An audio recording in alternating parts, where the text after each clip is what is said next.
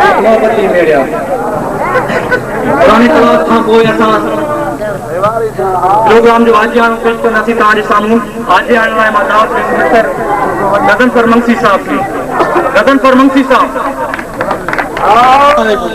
सब खां पहिरियों असां पंहिंजे कई दोस्तनि खे भलीकार चऊं था जंहिं असांखे पंहिंजे क़ीमती वक़्त मां कुझु लम्हा असां शेयर कया।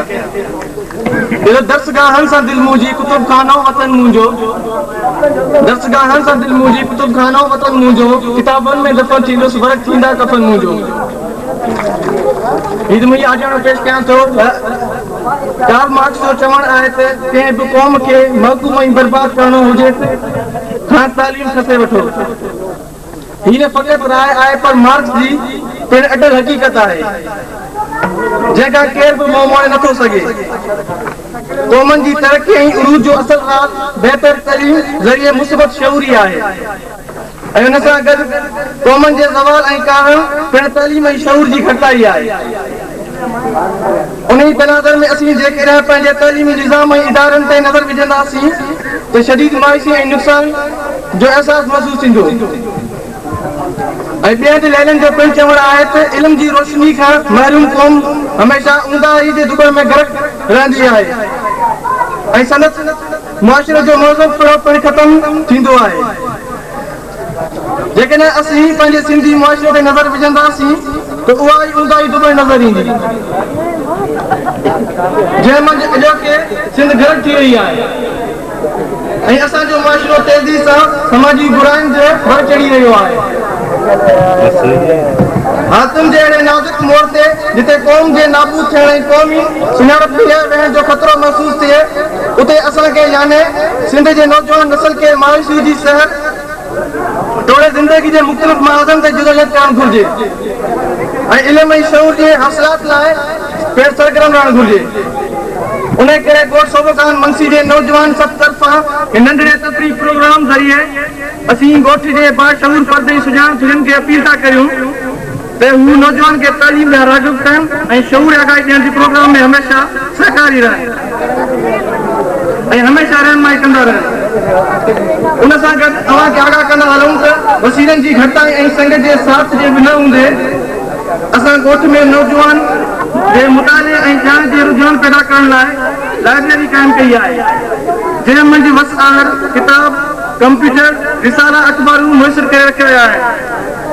असीं नौजवान सभ तरफ़ां सभिनी आहिलनि खे हिकु दफ़ो ॿीहर अपील था कयूं त हू असांजे कावशनि जो क़दुरु कंदा ऐं हर मोड़ ते नौजवान सत जी रहनुमाई कंदा। जीअं देश सिंधी ॿोली जी मिड़ो ई मल्हार ज़रो न है यज़ीद के इश्क जो आसार हुस्न जो करार असल इमाम सिंह।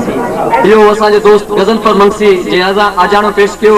इन खां पोइ प्रोग्राम खे अॻिते हलाईंदे असां जो स्पीचिस जे बारे में प्रोग्राम आहे त कुझु दोस्त असांजे ॻोठ जा डिफरेंट टॉपिक्स ते कुझु स्पीचिस कंदा। नवीद साहब थोरो ॿुधाइजो। असांजो मेन टारगेट हिननि छोकिरनि ते रखियल आहे सो महिरबानी करे हिन वक़्तु पूरो ध्यानु हिन तकरीबनि ते ॾिजो छो जो ही असांजी तक़रीबन महीननि जी महिनत आहे। तो असां तकरीब जो सिलसिलो शुरू करे रहिया आहियूं। सभ खां पहिरियां दावत ॾींदुसि असदुल्ला मंगसी साहब खे त हू तकरीर कनि जंहिंजो मौज़ू आहे सिंध ॻाल्हाए थी।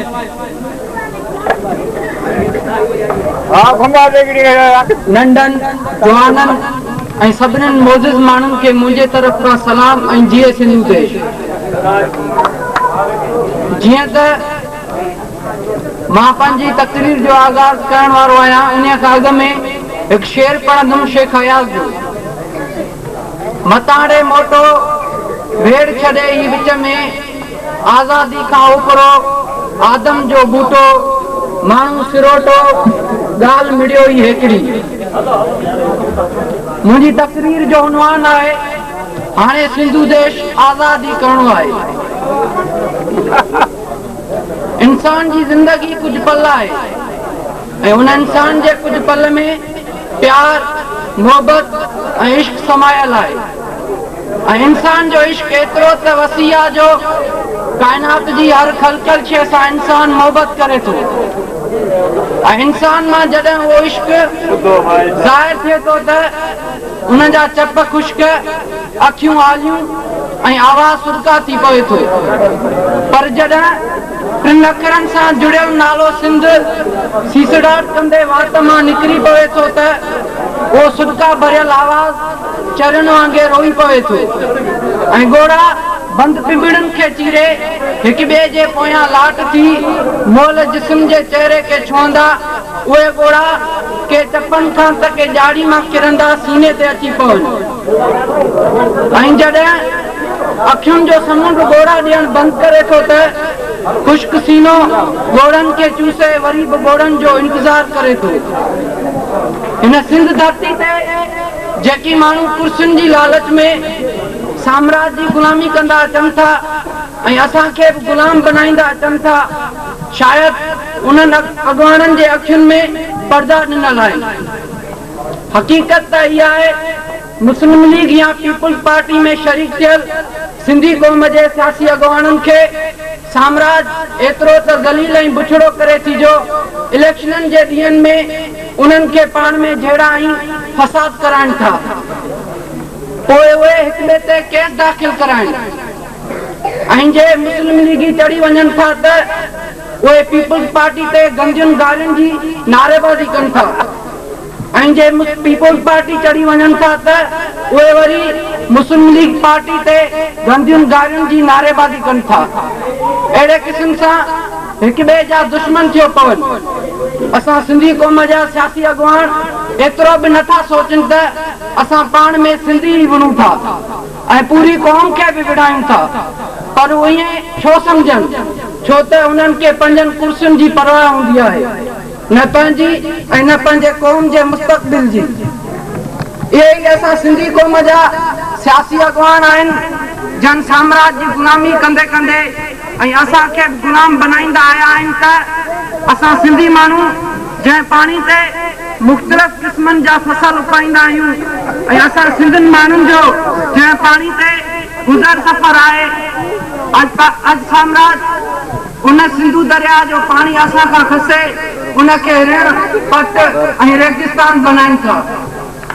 इन्हनि सभिनीनि सबबनि जे करे हाणे असांखे आज़ाद सिंधु देश हासिल करणो आहे ऐं असां पंहिंजो आज़ाद सिंधु देश साम्राज्य खां हासिल करे वठंदासीं। छो जो असां सिंधी क़ौम ज़बान, कल्चर, तारीख़ी रिवायत, सियासी ऐं इख़लाक़ी बुनियाद ते जुदा क़ौम आहियूं ऐं क़ौमनि जी ख़ुदि जे आधार ते असां पंहिंजा सियासी, इक़्तिसादी, कल्चरल आज़ादीअ, खुशहालीअ ऐं तरक़ीअ जा फ़ैसिला करण जा। असांजो दोस्त असदुल्ला मंगसी जंहिं सिंध जे क्राइसिस ते ॻाल्हायो, तमामु बहितरीन अंदाज़ में ॻाल्हायो। उन खां पोइ मां पंहिंजे दोस्त मुदस्सर हुसैन नज़र खे दावत ॾींदुसि त हू स्टेज ते अची तकरीर कनि। मुदस्सर हुसैन नज़र।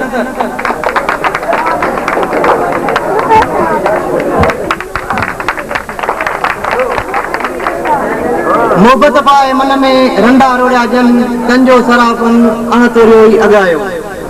सान्या बिन ॻोठवासियो ऐं अज़ीज़ साथियो, अस्सलाम वालेकुम। जीअं त हिन मौक़े जी मुनासिबत सां मूंखे जेको मौज़ू ॾिनो वियो आहे सो आहे असांजी तइलीम ऐं तइलीमी निज़ाम। हर क़ौम जी सुञाणप उन जे तइलीम ऐं तइलीम जे फहिलाईंदड़नि खां थींदी आहे। असांजी तइलीम जंहिंमें बदकिस्मती सां तरबियत जो अंतर तमामु घटि आहे।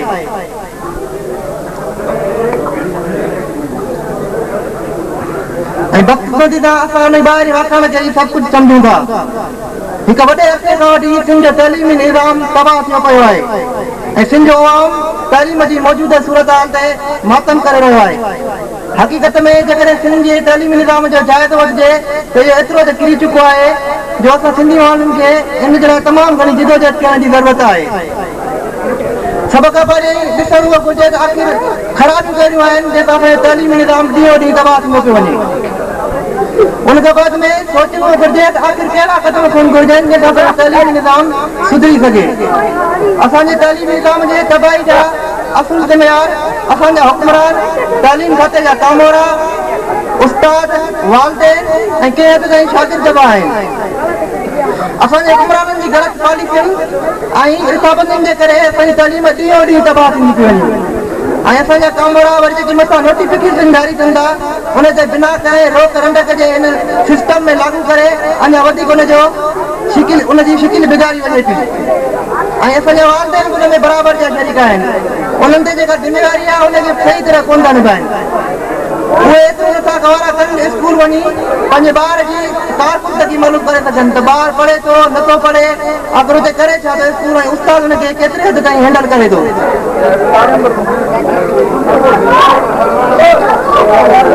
तालीम ताईं असां जहालत खे ख़तमु करे सघूं था।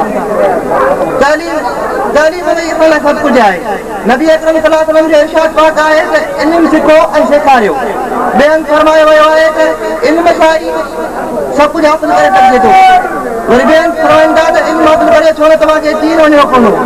तंहिं करे असांखे हिन क़ौम लाइ ऐं ख़ासि करे हिन ॻोठ लाइ हिकु तालीमी माहौल जोड़े असांखे पंहिंजो विञायल मक़ाम हासिल करणो पवंदो, जंहिंजी शुरूआत असां फ़िलहाल ॻोठ लेवल ते हिकु नंढड़ी तंबीअ जोड़े करे छॾियो आहे, जंहिंजो मक़सदु हूंदो असांजे ॻोठ में तालीमी अदबी ऐं सोशल एक्टिविटीज़, जंहिंमें असां तव्हांखे अपील था करियूं त महिरबानी करे असांजो साथ ॾियो। असांजी सिर्फ़ु अख़लाक़ी सपोर्ट कयो, छो जो तव्हां ई ॻोठ जा वॾा आहियो ऐं तव्हांखे इहो सभु कुझु करिणो आहे ऐं तव्हांजे मथां इहा ज़िम्मेवारी आहे। असांजो साथ ॾियो, असांजी सिर्फ़ु ऐं सिर्फ़ु अख़लाक़ी सपोर्ट कयो, असां तव्हांखे हवाउनि जा रुख बदिले ॾेखारींदासीं इंशाअल्लाह। तनी बुतों जो आसरो अवल जी उन्हनि खे पोइ भारे सिज। मुदसर नवाज़ तमाम खूबसूरत अंदाज में स्पीच करियो, जंहिंजो ही पोयों मिसरो मूंखे यादि रहिजी वियो त तव्हां असांजो साथ ॾियो, असां हवा जा रुख बदिले ॾेखारींदासीं इंशाअल्लाह। तव्हां असांजो साथ ॾियो ज़रूरु, असां यकीनन तव्हांखे असां हवा जा रुख तब्दील करे ॾेखारींदासीं। हिन खां पोइ स्पीच जो जेको मरहलो हली रहियो आहे इनमें जेको थोड़ी चेंजिस कई वई आहे। हिकु नंढी छोकिरी असां वटि आहे, जंहिंजो नालो आहे मिस मारिया। मिस मारिया सिंधु जेको स्पीच कंदी हिते, सो तारियुनि जी गूंज में मिस मारिया।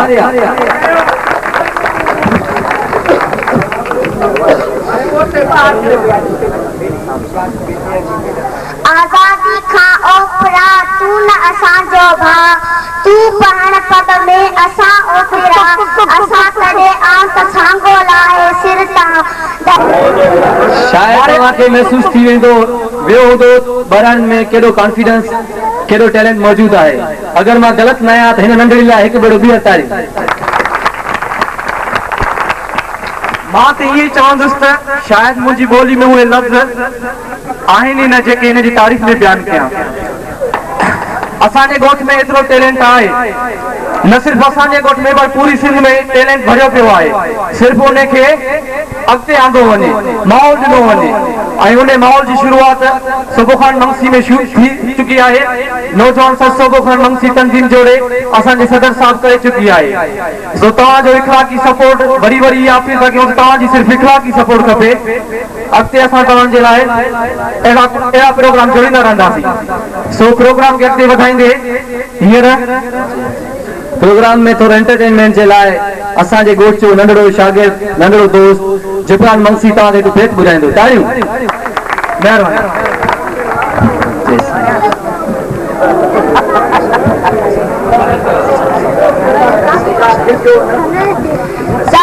ऊंचे झंडे वारो चमके जे में चमकई तारो, चांद प्यारो प्यारा बारो, प्यारो प्यारो पाकिस्तान। मुल्कन में आमान उन्हें जो रब्बा ऊंचो शान उन्हें जो, सारे जग का यारो यारो प्यारो प्यारो पाकिस्तान।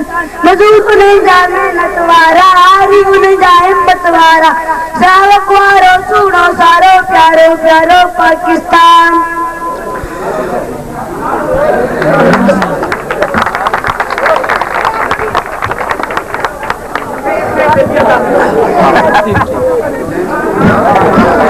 सजी रात तो सां सफ़र में हुयासीं, सजी रात तो सां सफ़र में हुयासीं, खुली अख़्त पंहिंजे ई घर में हुयासीं।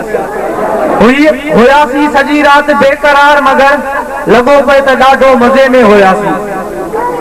इहो असांजो दोस्त जे तव्हांजे साम्हूं नज़म पेश कयो। उन खां पोइ स्पीच जो सिलसिलो वरी जारी रखूं था। तव्हांजी तालियुनि जी गूंज में अचे थो मीर गुलाम Murtaza Mangsi.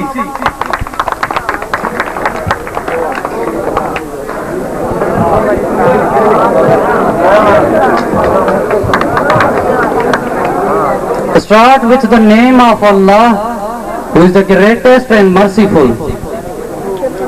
Tati tadi ka hatane vela vehanji, mata se undo per nalahi pinyo. Most honorable guests and Kulik, Assalamu alaikum.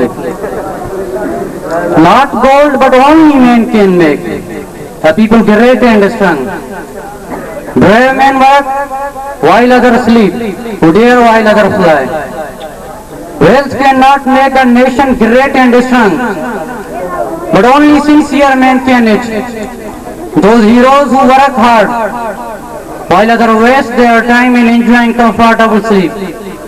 This time I want to talk about those youth friends, those youth generation who are spending their life in aimless activities. My dear friend, God has created us in very beautiful world, and in this beautiful world our life is very short.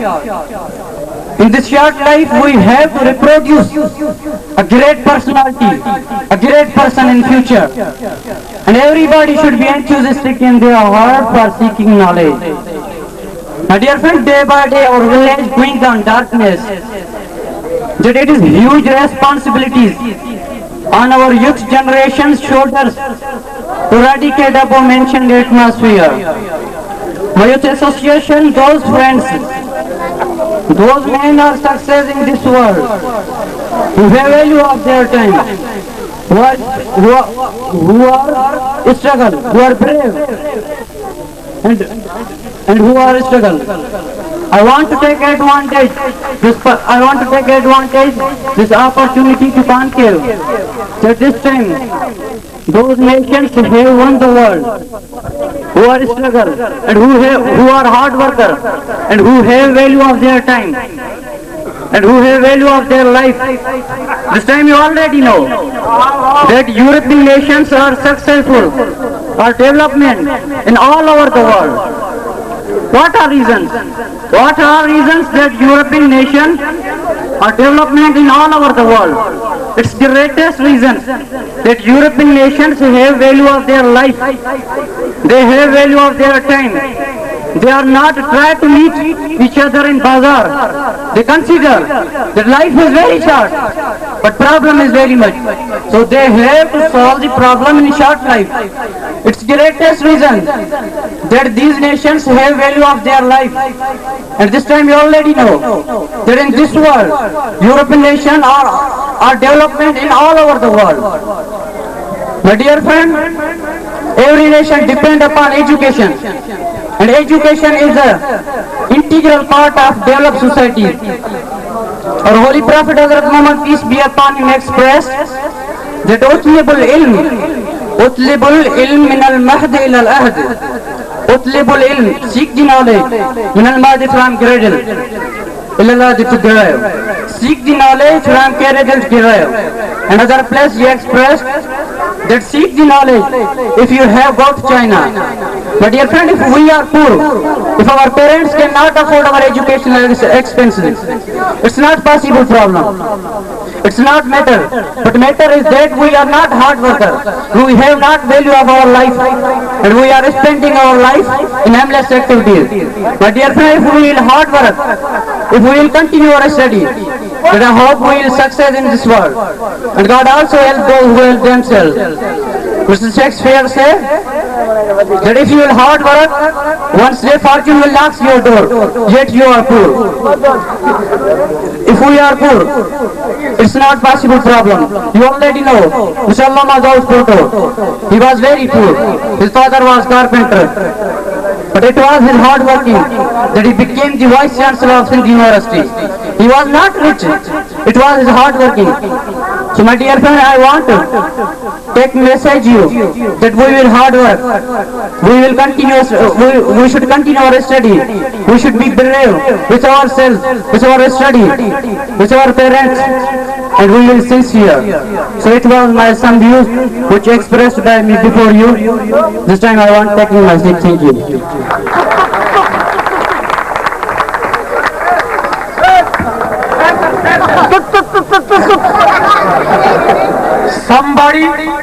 Somebody bring emotion. somebody bring fire, somebody bring feelings, somebody bring head, somebody bring love. Then we make a powerful instrument and put the name Youth Association. असांजो दोस्त गुलाम Murtaza English में speech कई ऐं महिरबानी करे असां तव्हांखे वरी अपील कयूं था त जेको बि हिननि जो हक़ आहे उहो हक़ न खसियो, ताड़ियुनि में कंजूसात न कयो, महिरबानी करे ताड़ियुनि में हिननि जी हौसला अफ़ज़ाई कयो। मुसद्दिक़ साहब हाणे आइडियंस जी नज़र छा था कयो तव्हां? हींअर असांजो नंढड़ो दोस्त मसरूर अहमद मक्सी हिते अची स्टेज ते हिकु बैत पेश कंदो। मसरूर अहमद मक्सी। ताड़ियुनि जी कंजूसात न हुजे।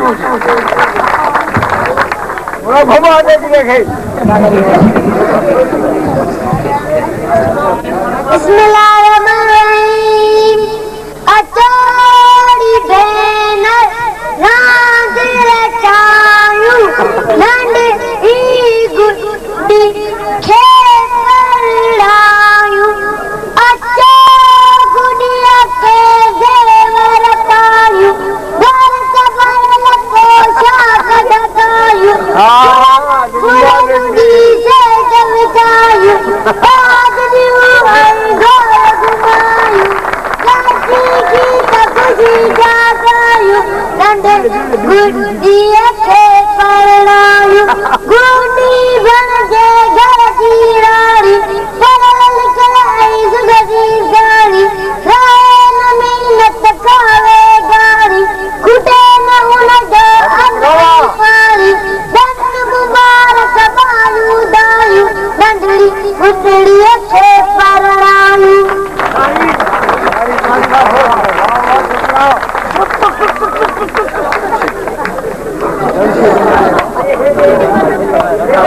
सभई सुहागणियूं सभिनी गिची हार, सभई सुहागणियूं सभिनी गिची हार।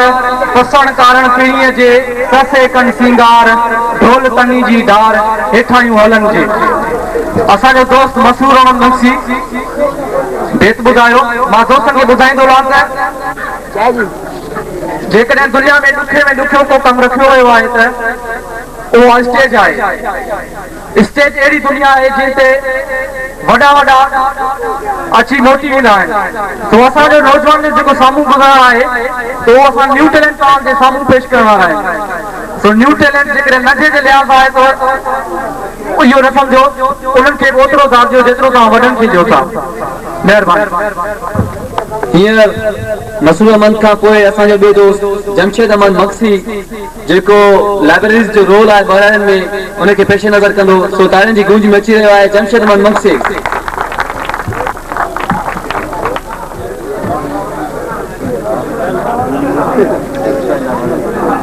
ॿार त हर हालत में हक़ जी आ कभी, ॿार त हर हालत में हक़ जी आ कभी। साम्हूं बेखुद छो न पोइ खंजर हुजे। जीअं त अॼु जेको मुंहिंजो मौज़ूअ आहे उहो आहे लाइब्रेरी बराड़नि में लाइब्रेरी जी अहमियत। बराड़नि में बुनियादी सहूलियतुनि जी फराहमी, ख़ासि करे बराड़नि में स्कूल जी बालकी जो साथ पैदा करणु। असांखे घुर्जे त ॿारनि खे अहिड़ी तालीम ॾियूं या अहिड़ी तरबियत कयूं जो हू अॻिते हली फर्शनास ऐं ज़िलेवार इंसान बणी सघनि। उन लाइ असांजी कोशिशि आहे त ॿारनि खे गैर निसाबी सरगर्मी में शामिल रखूं, जंहिंसां न रुगो सदन ज़हन खुलंदा पर उहे अमली तौर आम ॿारनि जी भेट में वधीक साबित थींदा। जिते हर हंधि पाण में मिलण जुलण थींदो रहंदो आहे। लाइब्रेरी हिकु अहिड़ो मर्कज़ आहे जिते हमेशह हासिल थींदो आहे। उहा वाह जी जॻह आहे जिते वेही करे माण्हू कुझु बि विञाईंदो न आहे। पढ़ण ऐं ॿुधण लाइ चार चङियूं ॻाल्हियूं मिलंदियूं आहिनि। इस्लाम में इल्मु हासिल करणु मर्द और औरत ते फर्ज़ आहे। उहा असांजी ज़िमेवारी हुअणु घुरिजे त छोकिरनि सां गॾु नियाणियुनि खे तालीम ॾियारियूं। सुभाणे उहो थींदो त असांजे औलाद खे संभाल लाइ पढ़ियल लिखियल माइरूं मौजूदु थियूं। अॼु जूं पढ़ियल छोकिरियूं सुभाणे जूं सुठियूं माइरूं साबित थींदियूं। उन सां मुआशरे खे सुठा फर्ज़ ऐं सुठा फ़ौज ऐं मिसल साबित थींदा। महिरबानी।